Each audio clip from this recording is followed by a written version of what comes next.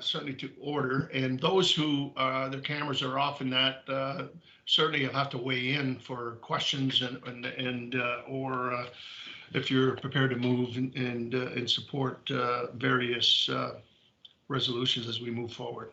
So with that, I'll call the meeting to order. On the agenda, I need an approval. So I move by Judy and Reno. All in favor? Opposed, that's carried. Thank you.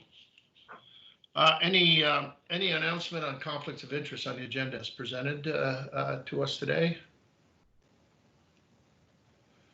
I hear no response, so that means no. Let that reflected. The minutes, as well as now we'll move on to the update with Dr. Ahmed, 4.1, our COVID-19 update. Thank you, Mr. Chair. So I'll start off with a quick update on the announcement that the province just made, just for the information for the board. So recognizing that we had our provincial reopening framework from last year that the province was using and everyone was using to move to different stages of reopening. So today the Premier announced basically a different pathway for reopening the province, and starting from three different stages. And the first step one can start as early as June 14th. And those are based on the recommendation from the Chief Medical Officer of Health as well as the science table. So starting this weekend, what they said that they are opening up some of these outdoor recreational facilities such as golf courses, tennis, basketball courts, and all of the other, and that will be accessible to public, and any outdoor gathering up to 5 people will be allowed to participate in that in those outdoor activities. And then moving from step one, there will be more emphasis on the outdoor activities with loosening some of the restrictions on the outdoor gathering up to 10 people, outdoor dining with up to 4 people per table, and non-essential retail at 15% capacity. So that can happen as early as 14 days. And then moving from that stage to the next stage, at least a minimum of 21 days before they move on to the next stage, and which increase the outdoor capacity to 25 people, outdoor sports and leagues, personal care services settings where face covering can be met, and some indoor religious gathering services, rites of ceremony up to 15% capacity. And then 21 days after, if things continue, with more opening and access to indoor settings. So that's the kind of a bigger roadmap that the province has provided, which is something that just came out, and we'll still wait for some of the details of these regulations and how it will impact, but recognizing that some of these changes will be implemented as early as Saturday. So we definitely need to see some of those changes. So now I can move on to our quick presentation for our EPI summary, just for the board to look at.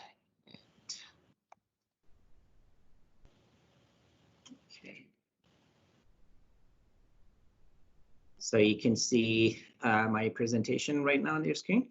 Yes. Thank you. So a very quick overview on the where we are with the cases, and this particular graph looks at the comparison of 7-day average in the province as well as locally. So in the province, we are seeing a steady decline of cases. In our region, we continue to see some fluctuation. We have seen a peak, which aligned well with the provincial peak, and then we are starting to see some decline, and then a spike yesterday with 70 cases that we reported. But overall, still we have a relatively high number of cases that are being reported every day. Moving on further with respect to our week-over-week case rates. So last week, our case rates were at 61.4 cases per 100,000, and so this is the completed week. And this completed week, we have increased slightly to 67.6 cases per 100,000 population. And looking at just in the last 7 days, our rate is at 65.1 cases per 100,000 population. Looking at our person positivity data, it has remained consistent with at 5.2%.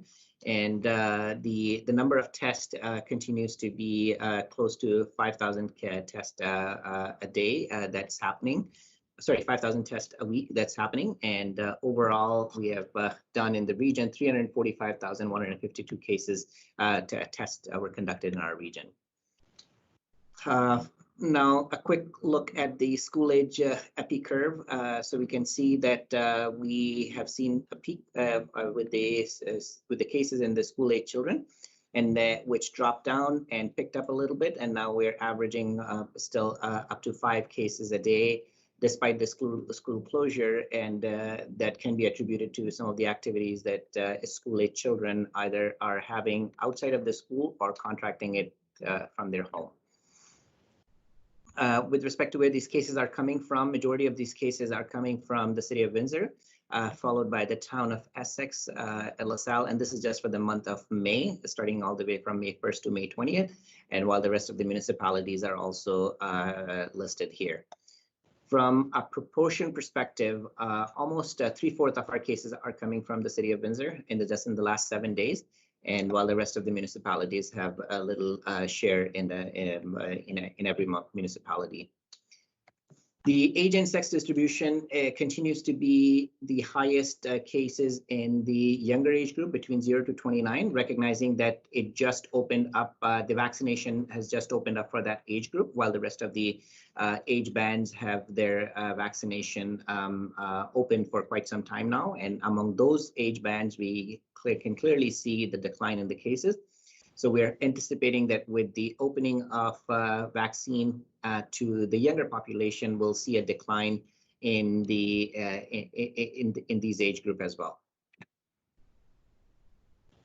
With respect to the sources of acquisition, still almost 1/3 of our cases are coming from community, or where we do not have any information on how they acquired the disease, which is concerning and continues to highlight the importance of keeping these public health measures in place until we get to a place where our case rates are down, our community transmission continues to fall down. Talking about variants of concerns, though, that's one of the drivers that we are seeing in our area, and our variants of concern cases are more than 50% for most of the part, and as high as up to 90%. We have seen that our cases are coming from the variants of concerns. Please note that the last few days data can still be lagging, and there may be some delay in reporting. So we may see an increase in the last few days of variants of concerns cases reported to us.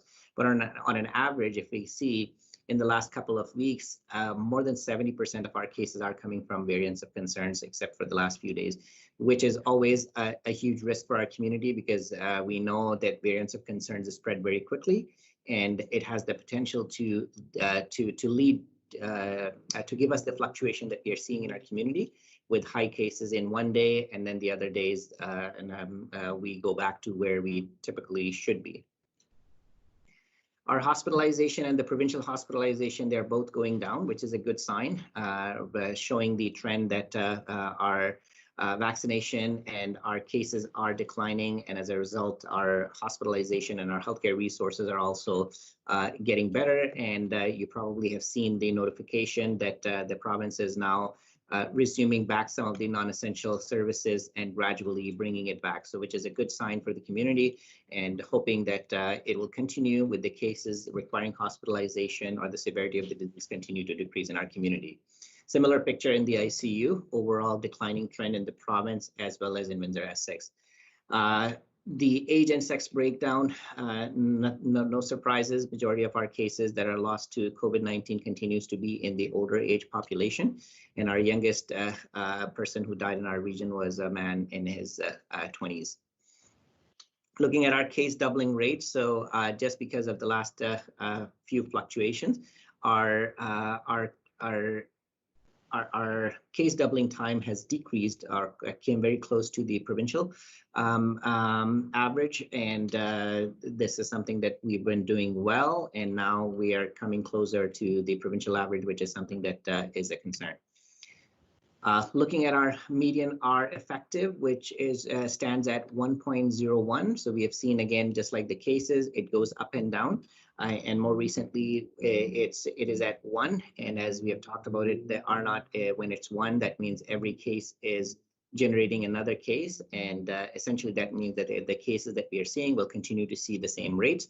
If R naught is less than 1, that means we will continue to see a decline in the ongoing cases. So we have seen some fluctuation, but we haven't gone too far with more than 1. So hoping that we will bring it back again to less than 1 and continue the downward trend of the cases. So now I'll touch on the vaccine stats. So we have administered more than 213,000 doses of COVID-19 vaccine in our region. And right now we are averaging approximately 3,600 doses daily through all our channel sites. Our pharmacy channels, our primary care providers, all are working to give out the vaccine as quickly as possible. And there were some days when the daily vaccination rate was as high as up to 4,800, 4,900 doses in a day. So looking at our coverage rate by age group, overall, our 60% coverage rate is at 85.5%. Overall, from 0 to the oldest person in Windsor-Essex, our coverage rate is at 48.3%. And just looking at the adult population, our coverage rate is close to 62.3%. And while the rest of the age band continues to show a gradient effect, well, the younger population, they just opened up, and hoping that in the coming weeks, the coverage rate will increase in that population too. This just shows you the trend and the uptake in each of these population groups. So we are seeing that among the older age group, 80s, 70s, and 60s, it is coming to the curve is starting to bend, and that means we are getting closer to the saturation point with these age bands, while the lower age bands continues to show progress and improvement in their coverage. So we want majority of our population to be vaccinated as high as possible, but at least 70% to get to see the impact of our vaccination and decline in the case rates in our community. Looking at our hotspots coverage for the vaccine, our overall coverage is 48.3%, while our hotspot coverage is at 45.5%, while some of the areas have a very high coverage, even higher than our overall average. And some of the hotspots, such as N9B, N9C, and N9A, those are the areas that continues to be one of the lowest with respect to coverage. And despite having the mass vaccination clinic access to the N9A, we're seeing some not a huge uptake in that age group. So we are working with our partners through the hotspot community strategy, working with the city and the CMHA to have more targeted and focused approach in these hotspots areas to increase the vaccination rates in the population. With respect to the vaccine that was distributed in Windsor-Essex, more than 2/3 of the vaccine given is Pfizer, and 16% was Moderna, and 16% AstraZeneca. And so this graph just looks at the vaccination rates in Windsor-Essex and our COVID-19 deaths rate in Windsor-Essex. So we can see that as our coverage increased, the deaths associated with COVID-19 has decreased significantly as well, showing the importance and benefit of having the vaccine out to our seniors as well as to the rest of the community. So in summary, our case rate in Windsor-Essex continues to fluctuate day over day with slightly increased cases this past week. I apologize for the typo. Acquisition source is distributed between close contacts and community transmission, but having a 30% or more than 30% community transmission continues to pose the risk in our community that needs to come down. Our hospitalization and ICU rates have been decreased, and overall our coverage rate continues to be at 48.7. Well, if we are just looking at the adults coverage, our coverage rate as of today is 62.6%. Thank you.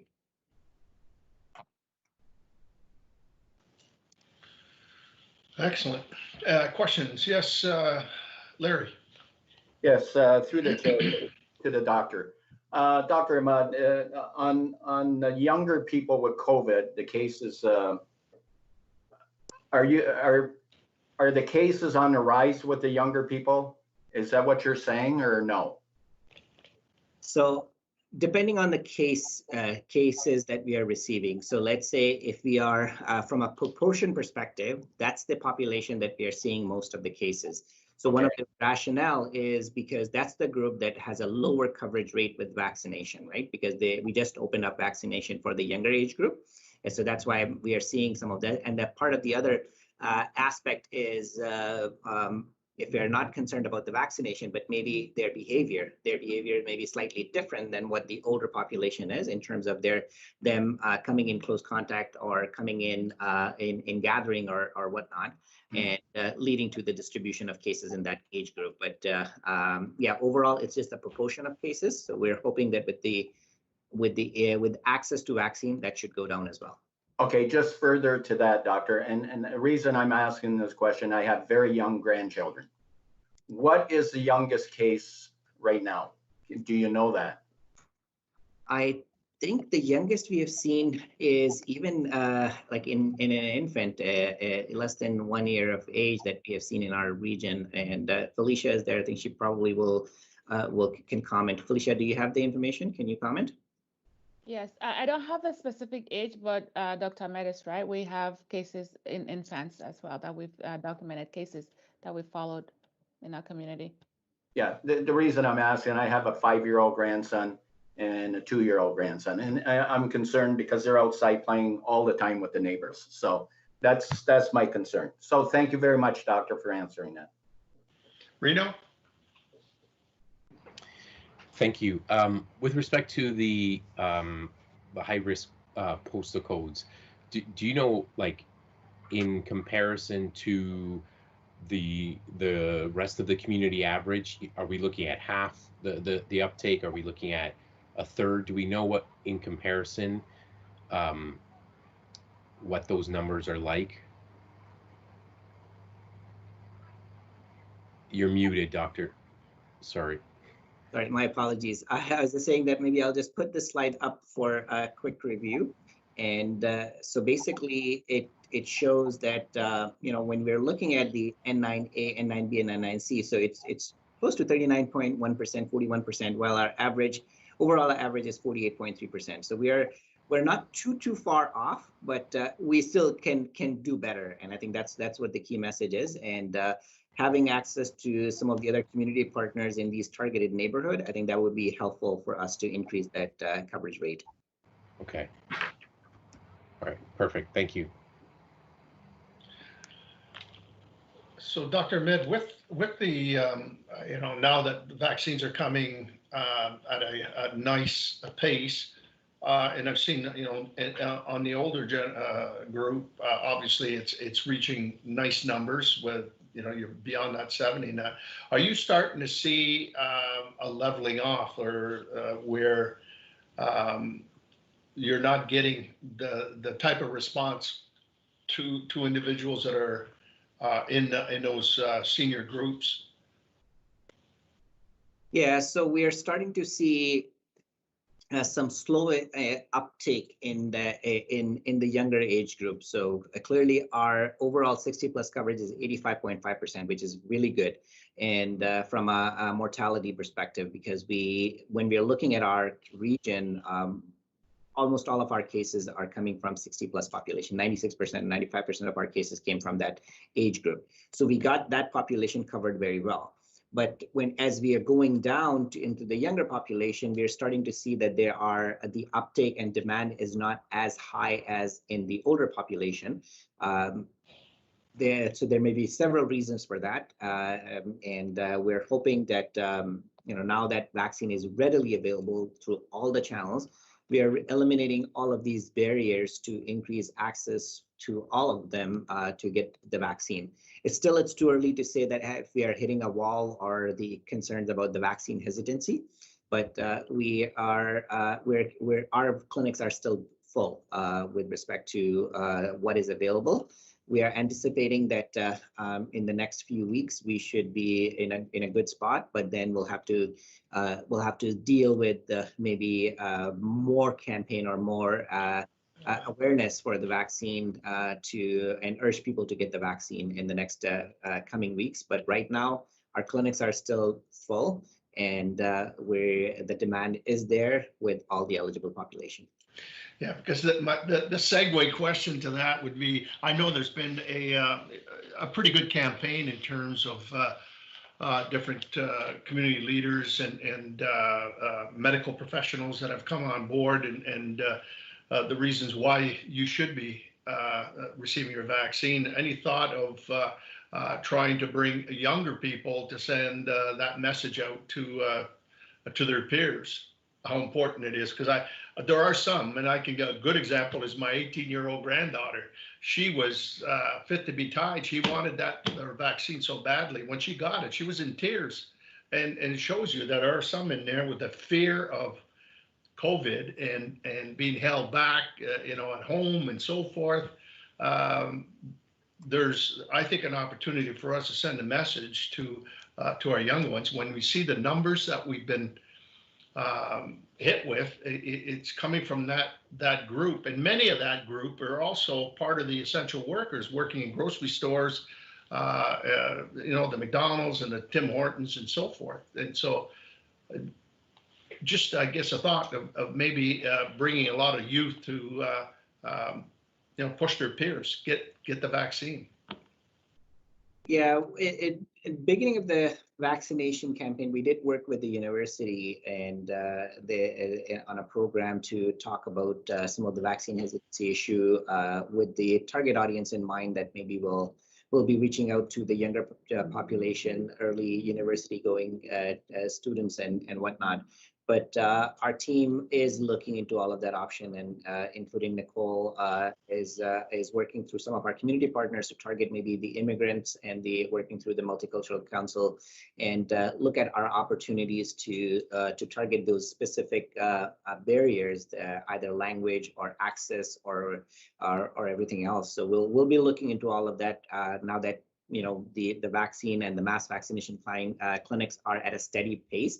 We don't have to worry about who's coming to the clinic. Right now, it's open to everyone. So we can think about using some of the other resources to target those specific group where we may see some slow uptake. Yeah, because there are seniors out there as well that don't have access to social media, and they're not that, properly, I guess, savvy, you could say. And I'm just wondering if there's some of them there that are falling through the cracks, and so I think that's another segment of population that maybe we'll have to go a little bit above and beyond.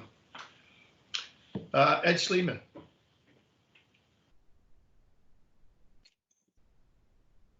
Thanks, Gary. Dr. Ahmed, my question, I believe it had been asked maybe a couple meetings ago, and I have been also getting some email requesting more information. I understand that if some person have 1 or 2 shots, they have some level of protection from getting the virus. Or is it maybe not from getting the virus, or if they get the virus, they have a better chance of recovering if they have 1 or 2 shots? How do you comment on it? So through you, Mr. Chair, so both the answers are correct. So when people are vaccinated, obviously they, based on what we have found in the studies, is they do not get severe disease. They do not get hospitalization. They are like very few or rarely die. So I think what the severity of the disease is definitely it's protected. With respect to whether they can still contract COVID, we don't know all the details. And I think also in terms, because of the severity piece, we don't know if they are truly infectious or can they spread it to others unless they're tested. So there are some unknowns at this time, but anyone who's getting the vaccine, short answer is the likelihood of them getting any severe disease is not there. So we still have to follow the public health measures until we we know more about the benefits of fully vaccinated people and how overall in the community how it will impact. Dr. Ahmed, going to the school board, if we have the school fully vaccinated, does it mean they can take the mask and they are safe, or they still have to put the mask? It's been going on in my mind like a couple times. If they are fully vaccinated, do we need the mask? Well, I think there would be a point where we won't need the mask. I don't know when that would happen. We definitely need a significant population coverage rate for the vaccine and also a very low to no transmission happening in the community. It will get there. I don't know. I can't say when because of all the different variables that will come into play, but there will be a time when we don't need the mask as we're continuing to recommend at this time. Even though the group is fully vaccinated, right now, we still need the mask. Yes, that is correct. Okay. Dr. Ahmed, thank you very much. Thanks, Gary. All right, thank you, Ed. Judy. Thanks, Chair. To Dr. Wagen, a couple questions. So the high-risk postal codes, are those just community, just regular community people, or are they affected at all by any outbreaks? Or has that been taken into consideration and eliminated from those stats? I'm not clear about your question. Can you clarify? Sorry, I don't mean community outbreaks. I mean business outbreaks, or where we've identified an outbreak in a specific location, a nursing home or a business or something like that. Is that taken into consideration, or is it just the general population? So the hotspot designation see in our data based on. Somebody's going to have to mute. Go ahead, Dr. Ahmed. Yeah. So so based on the hotspot designation is basically comes from a number of variables such as the case rates, such as the social determinants of health, their income, education, immigrant proportion of immigrants in that population, material deprivation index. So there are a number of measures that go into the determination of these hotspot areas that they're seeing. What we know still is when we are looking at the data, where these cases are coming from, a lot of our cases comes from these hotspot communities still as we speak, despite the vaccine rollout. So we recognize that these are the challenges in these hotspots and need to be addressed through more effort and more engagement with our community partners to keep those areas protected. Okay, I have a couple other questions. So we're hearing that there is some work on antiviral meds, and I'm wondering, do you hear anything yet on the development of antiviral meds? Because COVID's not going away. The variants really show that this will be something likely that will continue for a while. Wondering if we're hearing any good news on that aspect of dealing with it. So I don't, because there are still many clinical trials that are happening around the world, and I think it will be too early at this time to say that if there's any specific medication or treatment regimen that's approved. The only thing that we continue to hear is remdesivir, an antiviral medication that has shown to improve reduce the time for recovery of these patients that are suffering from COVID. And that is one thing that is being used more widely than any other medication. And the other treatment that people are getting is use of steroids, whether inhaled or oral. That's been used mainly in UK, and there has been some positive benefit from using that to reduce the severity of these cases. But there are other medications that are currently being in the clinical trial, and with mixed results.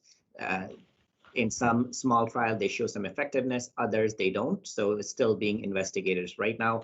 Other than remdesivir, there is no other medication that's been recommended. Okay.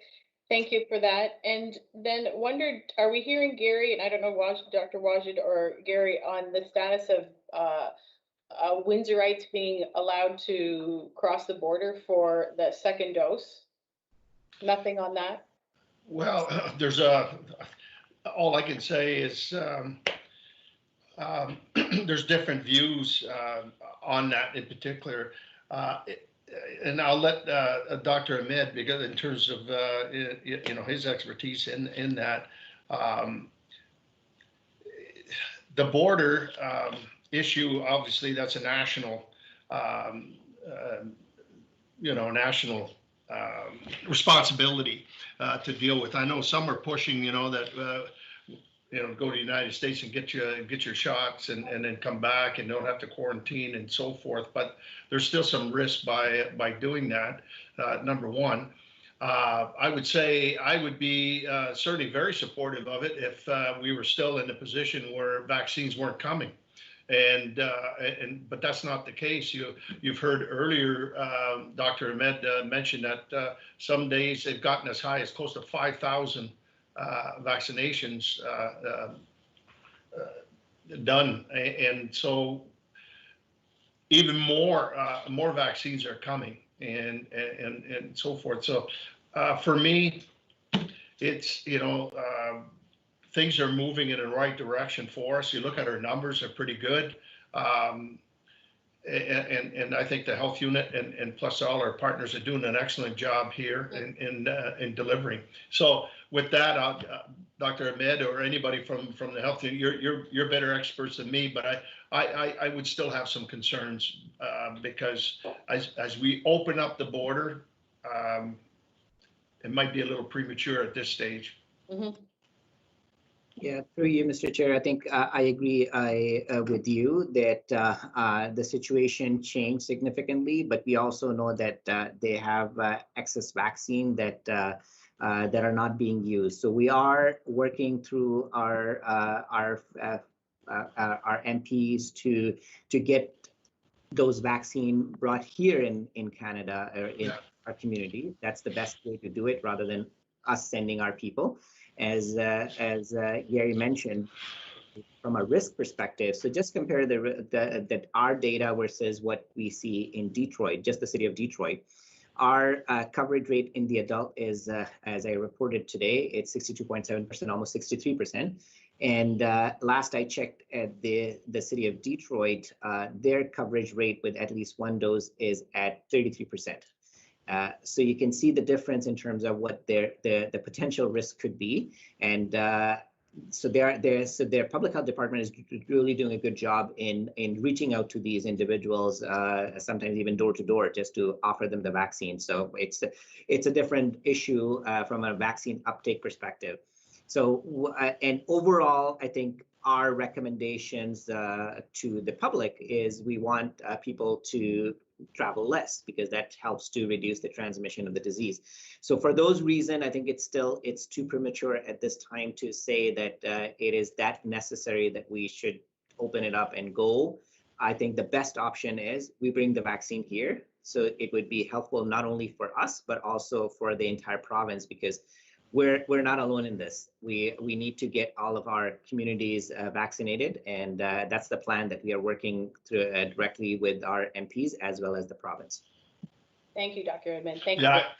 Just to add to that, that's a great point, Dr. Ahmed. Bring it to us, and then we can do the administration part, because people forget you can go there and get the vaccine, but it's got to build your immunities have to be built up. I mean, you're still in the window of risk as well. So I think that's the conversation we should be having is we'll gladly take it.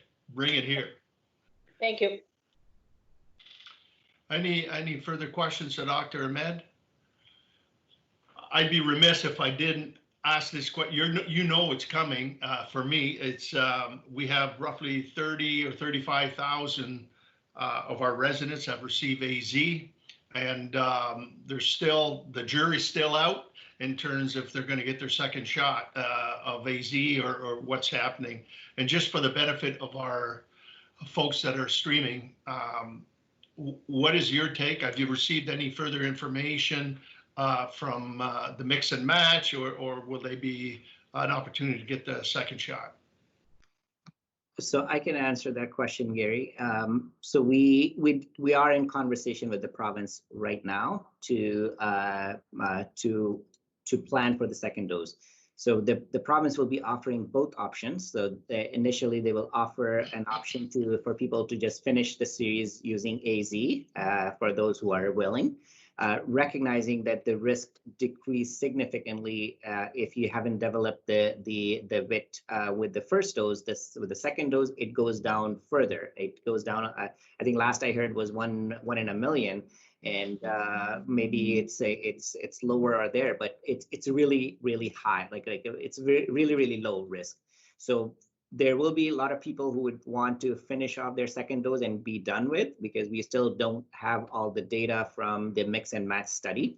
And until that comes, that result come in. So I don't think that the province will offer that option, but they will definitely offer the option for people to get their second doses. And we are anticipating that more information from the province will come in the next few days. If not, I think tomorrow or maybe next week, we'll hear more from the province in terms of the actual rollout. And they are also looking at maybe a shortened interval for those people, because right now the initial interval was 16 weeks. Based on the product monograph, it ranges anywhere between 4 weeks to 12 weeks.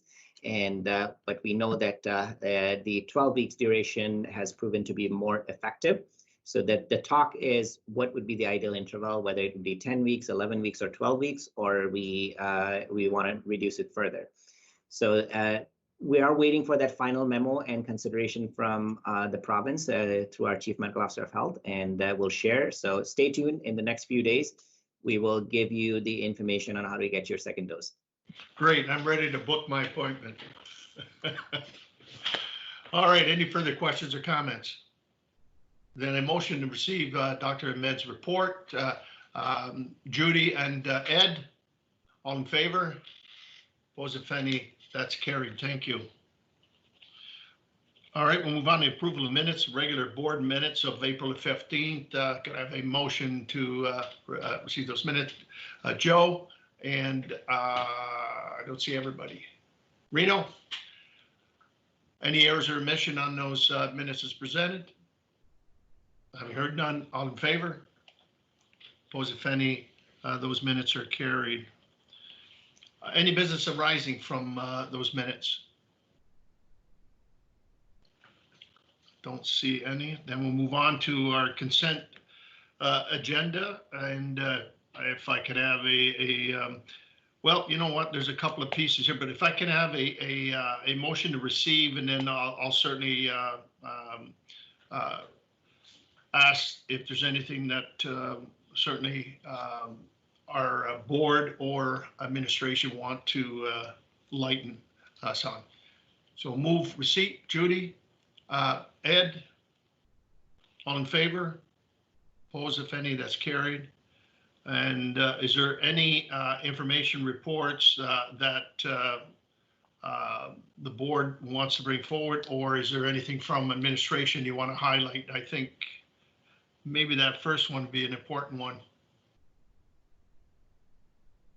And then Judy, you've got your hand up.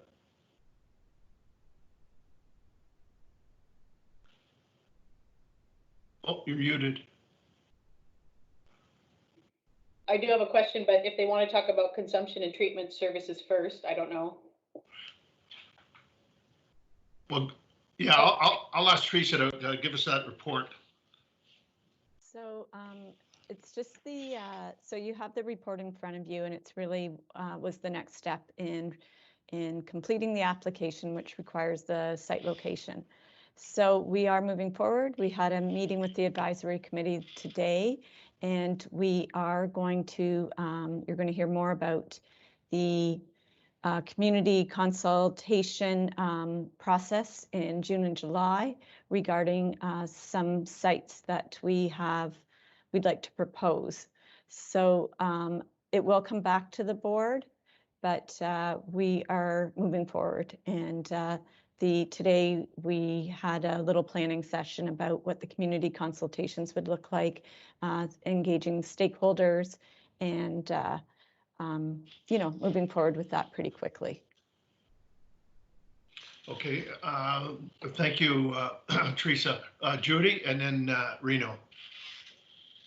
Thank you, Chair. So my question is on the vector-borne surveillance. I think it said in Windsor, or one of the places was the Chrysler Greenway. Is there anywhere in the city of Windsor proper that we're doing the surveillance for the ticks? I believe Nicole. I'm not the expert on exactly every location that we're doing tick dragging. I'll turn it over maybe to Wagen. If he has an answer to that, and if not, I can get the answer for you. So it is a ticklish question.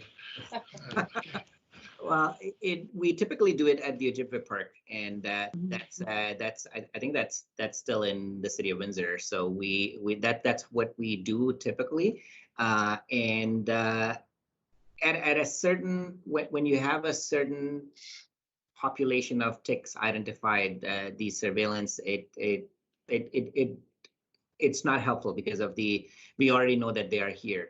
So and I don't think that we do any active surveillance other than the Ojibwe Park and maybe some out in the county.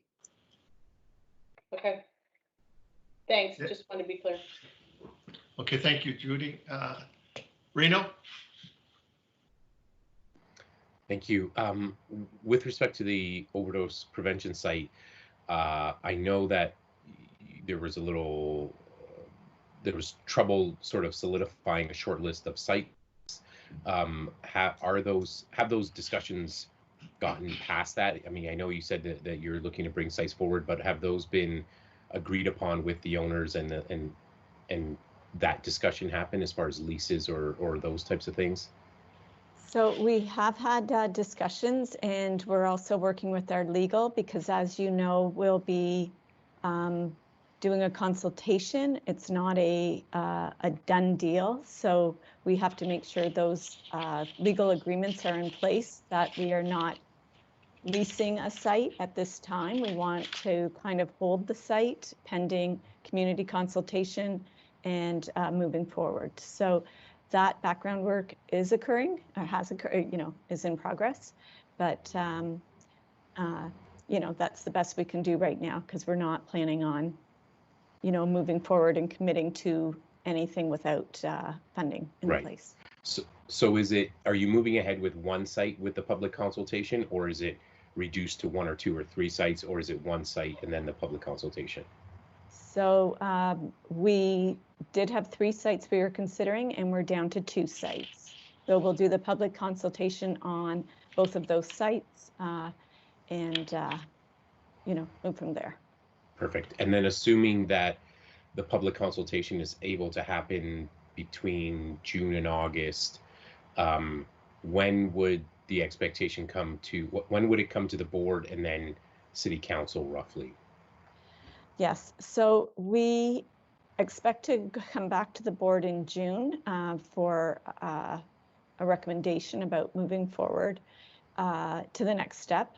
But I guess we'll have to look at the schedules. We do have that all in our Gantt chart all outlined, but I think based on the fact that all of our consultation will continue to be virtual, and we want to make sure it's inclusive of an online module, but also the virtual component like this is, and also engaging stakeholders in the area, both businesses, neighbors, and all of the people that are potentially in the vicinity. Right now our conversations are even on how wide we would go, and other regions have done 200 meters or 500 meters, 1,000. So we're having those conversations to kind of really solidify our plan, and we'll be bringing engaging the BIA in the area, the applicable council members, and working closely with relevant parties to move this forward. Okay, great, thank you. Anything further? the only is I read with, I guess with interest, Felicia, your report in particular, and COVID has really taken the shine and spotlight on a whole host of public health issues over the past 14, 18 months. And one of the items that I really miss that we used to have in-house is the opportunity certainly to highlight certain aspects of public health. And one of them was obviously dealing with STDs in the region. And I remember the last time we were in-house, we did have a presentation that was there, and one of the concerning numbers was from 2017 to 19. You've identified that we are 4 times higher, 5 times higher than the provincial average, and so forth.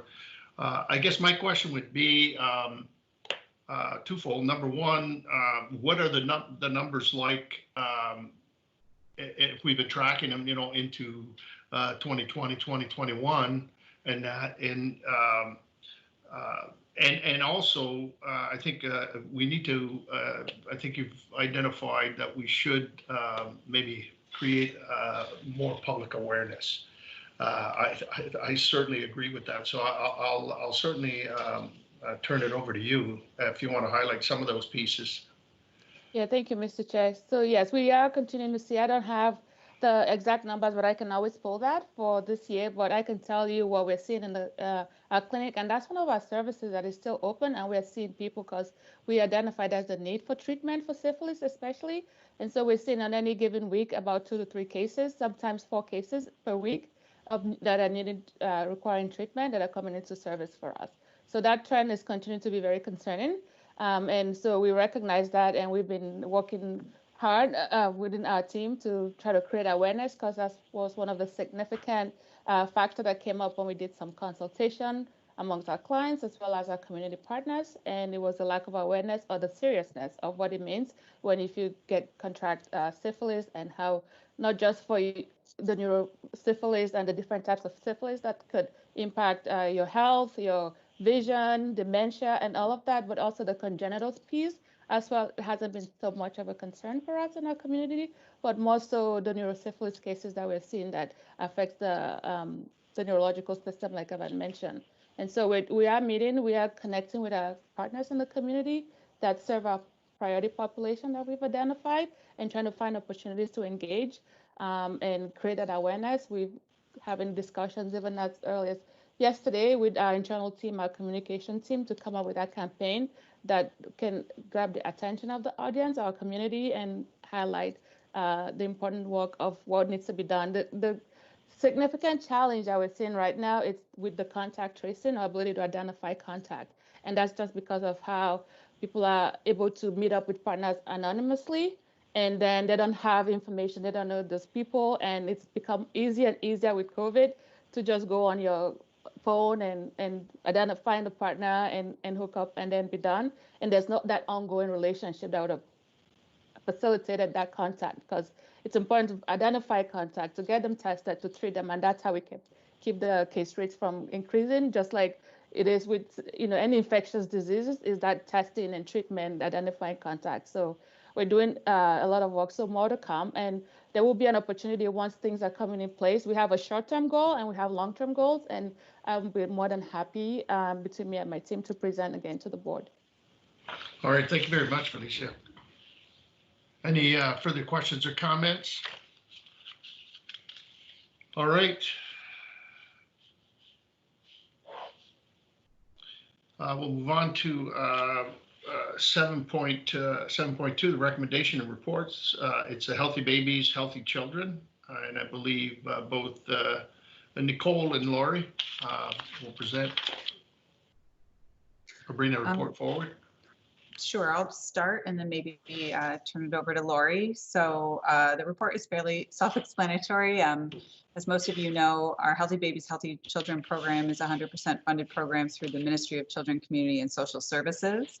It has been on hold through the past year. We've maintained a very minimal service throughout the pandemic year, and many of the staffing resources have been redeployed to COVID.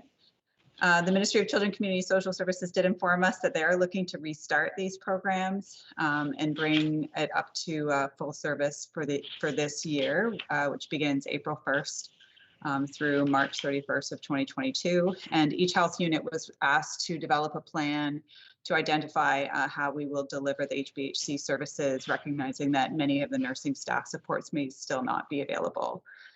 So our plan included the hiring of additional social workers. We do currently have 2 social workers as part of our program. And so recognizing that our nurses are still redeployed to support the vaccination efforts within our community, we've created an alternate delivery model, including social workers, and then our nursing staff, our minimal nursing staff, as experts and consultants for certain components. As well, we're also including our registered dietitian, our health promotion specialist as part of that service delivery model for HBHC. And we're hopeful we'll be able to get up and running and start seeing all our families again this summer. I'll maybe turn it over to Lori just from the budget aspect of it. So this was part of our submission as well. Okay, thank you, Nicole. So the budget for the current year is $2,894,841. It is a combination of what was the Healthy Babies program, but also includes that nurse practitioner program that would have previously been presented as a separate funding envelope.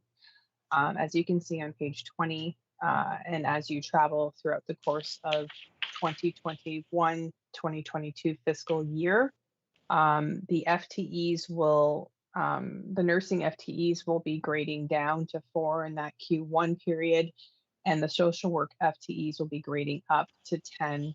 And there'll be, you'll see fluctuations in those 2 particular FTE groups throughout the course of the year, recognizing that the nursing supports will be more available, or we are anticipating that the nursing supports will be available towards the end of calendar year 2021.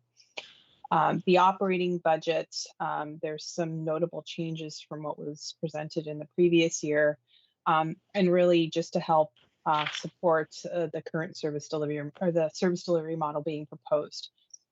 For example, professional development costs are higher than what was budgeted in the previous year, recognizing that we have a body of new staff coming to the organization to help support the program.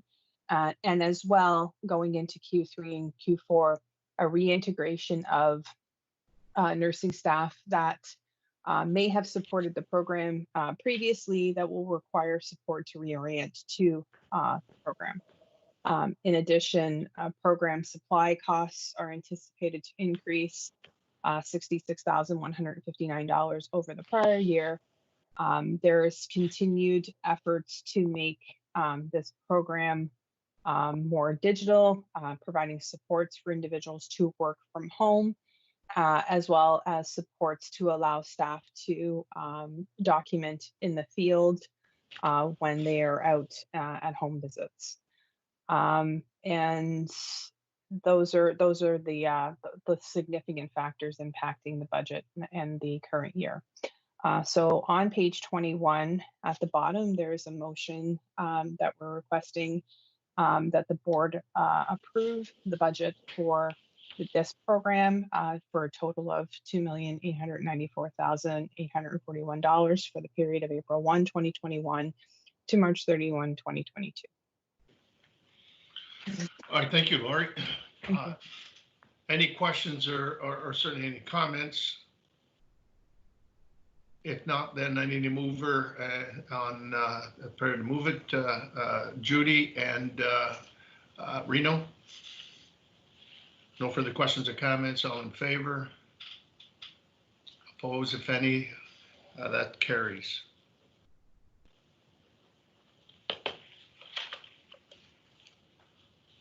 All right, new business, fluoride update, Dr. Ahmed. I think that's attachments on page 22.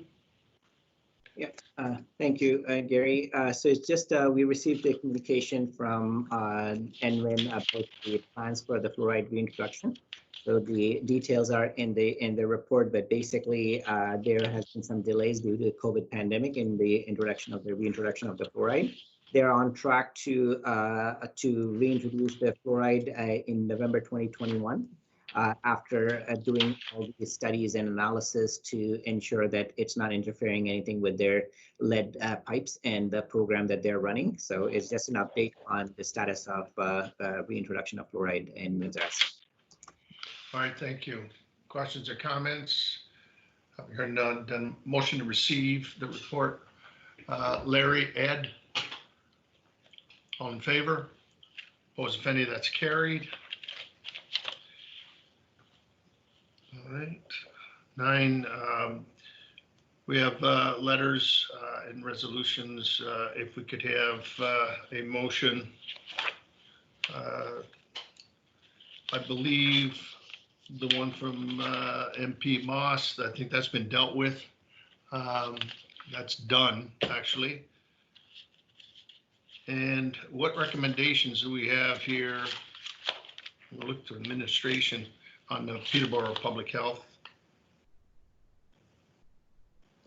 I think these are all for information. Yeah, information, yeah. Especially after today's announcement, it's old news now. Then a motion to receive. Judy and Ed, all in favor? Opposed, if any, that's carried.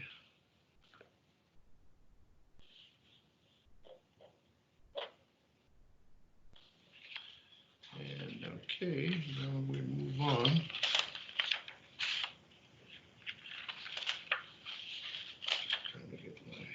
Trying to get organized here. Okay. I believe the public session piece, we've covered everything there. I think we need a motion to move in closed session. Do we have the minutes there? Look at the administration. Okay, got it. Move, if we can have a motion to move in closed session. Reno and Judy, all in favor? Opposed, if any, that's carried. Leanne, I'll give you a few minutes just to